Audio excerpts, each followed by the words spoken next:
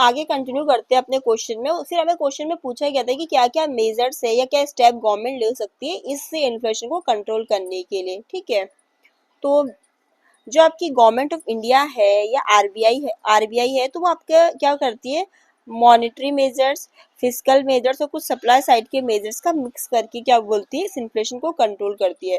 तो पहले आ जाते हैं हम मॉनेटरी मेजर्स में, किसके द्वारा लिए जाते हैं, आपके रिजर्व बैंक ऑफ इंडिया के द्वारा, क्योंकि मॉनेटरी पॉलिसी वही बनाती है। फिस्कल मेजर्स कौन लेगा, आपकी गवर्नमेंट बनाती है ना फिस्कल पॉलिसी, इसलिए। तो पहले आ जाते हैं मॉनेटरी मेजर्स में। तो इसमें क्या कर सकते हैं, आरबीआई के द्वारा ये किया जा सकता है। तो ये जो मॉनेटरी मेजर्स होते हैं, ये आपकी जो सप्लाई होती है मनी की या क्रेडिट जो होता है इकोनॉमी में, उसको कंट्रोल करते हैं। क्योंकि जैसे मनी की सप्लाई को जैसे उनको बढ़ाना है या कभी सिचुएशन को देखकर कम करना, जैसे होता है ना कि इन्फ्लेशन के दौरान हमें सप्लाई को कम करना पड़ता है मनी की, बैंक को ना, और डिफ्लेशन में बढ़ाना पड़ता है। तो क्या सिचुएशन है उसके अकॉर्डिंग उस चीज को कर सकते हैं।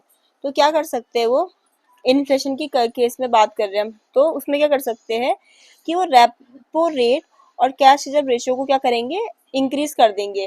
तो उससे क्या बनेगा, लोन कॉस्टलियर हो जाएगी, डिमांड कम हो जाएगी, तो इससे भी आपका सप्लाई मनी का इकोनॉमी में कम हो जाएगा। तो उससे क्या होगा, आपका इन्फ्लेशन कंट्रोल में आ जाएगा। दूसरा क्या कर सकते हो, मनी के सप्लाई के को रिड्यूस करना। तो उसमें क्या हो सकता है कि ओपन मार्केट ऑपरेशन में क्या होती है कि जो गवर्नमेंट सिक्योरिटीज होती है उनको बेच दिया जाता है प्राइवेट्स को, ताकि जो है आपका एक्सेस मनी को ऑब्जर्व कर लिया जाए इकोनॉमी से। तो ये किया जा सकता है। थर्ड आपका इसमें है कंट्रोलिंग क्रेडिट। इसके लिए क्या है कि जो बैंक है वो अपने रूल्स को थोड़ा, मतलब लैंडिंग को कैसे कर दे, टाइट रूल्स रेगुलेशन लगा दे, ताकि जो लैंडिंग है थोड़ी कैसी हो जाए, रेस्ट्रिक्टेड हो जाए। तो इससे हम कंट्रोल कर सकते हैं क्रेडिट को। तो उससे हमारी स्पेंडिंग भी क्या बोलते हैं, कम हो जाएगी। तो ये हो गया। तो मॉनेटरी मेजर्स में हमने कहा आपका रिजर्व बैंक ऑफ इंडिया के द्वारा किया जा सकता है। इसमें अब इन्फ्लेशन के सिचुएशन में उन्हें क्या करना है कि जो मनी की सप्लाई इकोनॉमी में उसको कम करना है। तो क्या करेंगे, अपने रेपो सीआरआर रेट बढ़ा देंगे, तो उससे आपका लोन महंगे हो जाएंगे।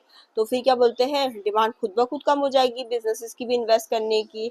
फिर आपकी मनी सप्लाई को कम कर देना, क्रेडिट कंट्रोल कर देना। फिस्कल मेजर्स आपके गवर्नमेंट के द्वारा लिए जाते हैं।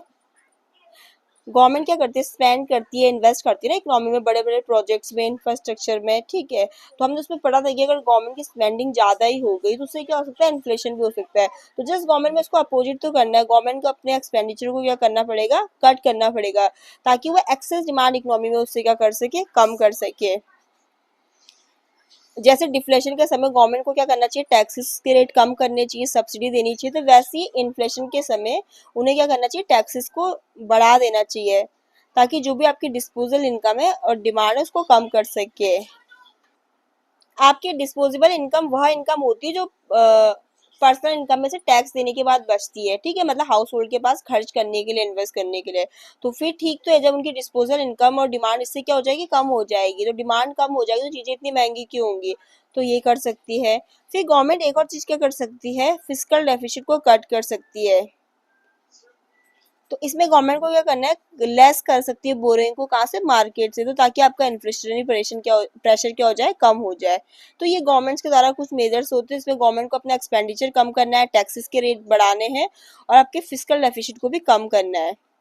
अब आपके सप्लाई साइड मेजर्स में आ जाते हैं। इसमें क्या किया जाता है, ये ताकि जो आपकी गुड्स एंड सर्विस है उसकी अवेलेबिलिटी को इंक्रीज किया जाए, शॉर्टेज ना हो, ताकि चीजें महंगी ना हो। ठीक है, तो उसके लिए गवर्नमेंट क्या कर सकती है, जैसे एसेंशियल कमोडिटीज वगैरह होगी, लाइक पल्सेस हो गया, एडिबल ऑयल हो गया, उनको जैसे इंपोर्ट कर दिया, ताकि जो अगर शॉर्टेज हो रहा है तो हम डिमांड को पूरा कर सके। फिर हमने एक पॉइंट ऊपर अगर आपने पढ़ा था उसमें, तो आपने देखा था ना कि ये हो रहा था कि भाई स्टोरेज अगर ढंग से नहीं हो रहा, ट्रांसपोर्ट का वो नहीं हो रहा, तो बहुत सारी चीजें वेस्टेज हो जाती है। तो उससे क्या होता है कि डिमांड बढ़ती है और उतनी सप्लाई हो नहीं पाती है। ठीक है, तो इसीलिए क्या बोलते हैं, ट्रांसपोर्ट और स्टोरेज को अगर हम इम्प्रूव कर देंगे तो क्या होगा, जो फूड का, गुड्स का वेस्टेज हो रहा था वो कम हो जाएगा। तो इससे भी इन्फ्लेशन को कंट्रोल किया जा सकता है। और हायर प्रोडक्शन को इंक्रीज करना, जैसे सब्सिडी के थ्रू, इंसेंटिव्स के थ्रू, बेटर इंफ्रास्ट्रक्चर के थ्रू। तो इससे क्या होगा कि हायर अगर प्रोडक्शन होगा तो आपकी प्रोडक्शन कॉस्ट कम होगी। ठीक है, तो उससे भी क्या होगा कि इन्फ्लेशन को कंट्रोल किया जा सकता है। तो आपके ये कुछ मेजर्स होते हैं जो लिए जाते हैं इन्फ्लेशन को कंट्रोल करने के लिए। अगर वीडियो पसंद आए तो प्लीज़ चैनल को लाइक शेयर सब्सक्राइब जरूर करें और कमेंट करके जरूर बताएं कि अगर आप चाहते हो कि इसमें कुछ इम्प्रूवमेंट करना है या किस तरीके से। Thanks for watching.